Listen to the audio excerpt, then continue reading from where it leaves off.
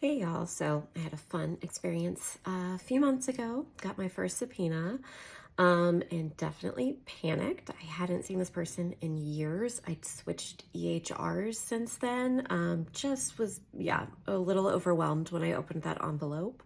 But I immediately logged on to my liability insurance, and they have a portal where you just upload everything for a subpoena. Then I was assigned a lawyer, and he took care of everything. He knew all the rules, all the laws that were particular to this case, and basically got it so that I just had to submit limited documentation because initially I thought I was going to have to be driving pretty far, spending like several days testifying. So he really, really, really helped make it way less painful. So yeah, here's some tips, just quick tips for dealing with a subpoena if you get one.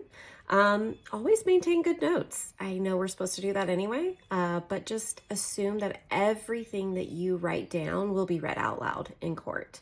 And so that might mean being vague about things. You still want your notes to make sense and to be appropriate, but as vague as possible, I think is always a good idea.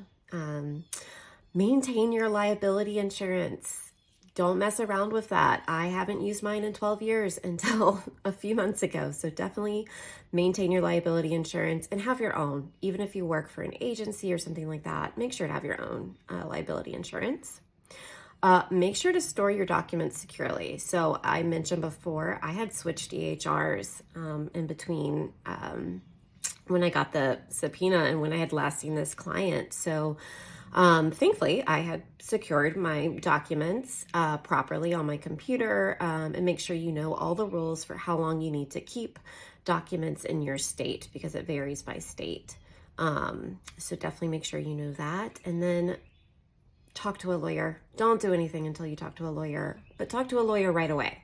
So you have to respond to subpoenas, or you can get subpoenaed again if you don't respond or get in more trouble.